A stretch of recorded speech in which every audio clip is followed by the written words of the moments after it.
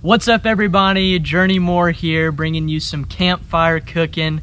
We're gonna be showing you how to make an easy, delicious, and nutritious meal, so make sure you stick around. Hey now, take a step outside and seize the day now. When cooking over a fire, most often you are going to be cooking over coals, not over the actual flame. If you're gonna cook over flame, you're gonna have to have some kind of grate that's raised. That way the flame is not engulfing your food. So right here, we're letting this fire burn down to coals. That way we've got a nice hot bed that when we place our food on it, it's gonna cook up really well. Make sure you're safe with the fire.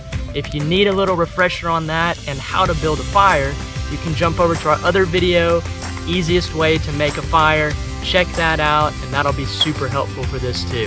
We're making aluminum foil meals today. Some people like to call it the hobo meal.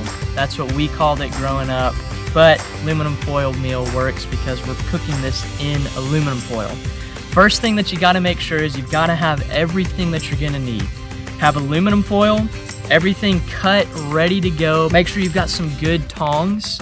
This is gonna allow you to put it in the fire over those coals and then pull it off of the coals as well. If you feel like you need a meat thermometer, you can bring one just to make sure that your meat is cooked through all the way and that it's safe to eat. So that could be a good thing. Also some spices. We love to throw some spices in here, cook that in there, gives it some good flavor. So make sure you've got that. And then just some silverware, napkins, paper towels. Make sure you've got plenty of water to put the fire out when you're done. And just to make sure that if it spreads, you can contain it. So that's really about all that you need there. The great thing about these meals is you can actually mix and match the ingredients. And so it makes it really versatile for anybody. If a lot of these things you're like, I don't like any of that stuff, well, you can switch it up and throw some different things in here. We've thrown pineapple and apples, so different fruits in here as well. A lot of different things that you can do to make this a really delicious meal. The meat, we use ground beef, and I just kind of make them into smaller patties, and we'll do 2 patties per meal. And the reason I do that is because it's gonna cook a lot faster. If you put a big patty in there, it's gonna take a long time to cook, and that might get your vegetables a little overdone, and you just don't wanna have that. So that's why I do the smaller patties. The ground beef cooks a lot easier and a lot quicker. And so if you're trying to cook chicken in here or other things like that, you will just have to give it a little more tender loving care to make sure that it gets good just like you want it. So we've got some carrots, green peppers, slices of tomato, potatoes, little chunks, onions, and then some ground beef. And then we'll obviously throw on some spices on there as well. This is a really good combination that's gonna be very flavorful. When making these meals, I use 2 sheets of aluminum foil. So this is about 1 foot wide and then about 18 inches long. That's gonna give me plenty of foil to wrap it all up, make sure that I can fit a lot in here because I like to eat a lot. So first I'm gonna throw in these little patties. I'm just gonna put these here in the middle, and then I'm gonna put my vegetables all around. You wanna keep it kinda tight because you gotta have plenty of room to wrap the foil on every side.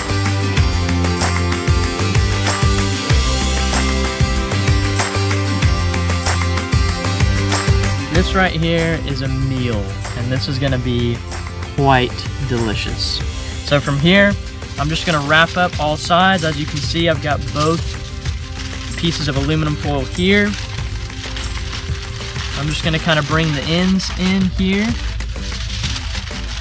And I'm just gonna crimp up right here. Make sure that you close all holes. It's always good to have some extra aluminum foil because if you feel like you can't fully cover it all, then you can just wrap it again and make sure that it's fully covered up. But then this right here is gonna go right on those coals. Another little tip, especially for families and big groups like scout troops, things like that, make sure to have a Sharpie. That way you can write on the meal who it is. The Sharpie does not come off in the heat in the fire, so that's definitely a good thing. We don't need it because we just got 2, so we know which one's which. But make sure you've got a little something to write on there to make sure you keep Sally's from Sue's. So about every 15 minutes, I'm gonna make a quarter turn on this meat here. This is probably going to take about 45 minutes in total to cook through and get it to that safe temperature, that meat in there, and then we'll be ready to go. So make sure, as you can see, it's getting a little bit darker here. We probably didn't start quite as early as we should have. So make sure you give yourself plenty of time when cooking these, because it is going to take a little bit longer. We're just going to open this up because these are done. And look at that. Everything cooked in there, looks delicious. Look at that meat in there, looks really good. We like our meat around medium rare. And so for some of you, you might have to cook it a little bit longer. Our coals were actually not quite hot enough, so this had to cook a little longer than what we had expected. So just make sure you build that fire up real big and have some good big coals, not just like little sticks, but burn some big sticks and some logs just to really have a good hot base. That's what's really important.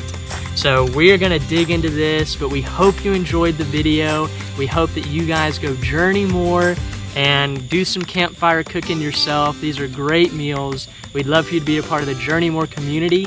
So like the video, subscribe to our channel, and we'll see you next time.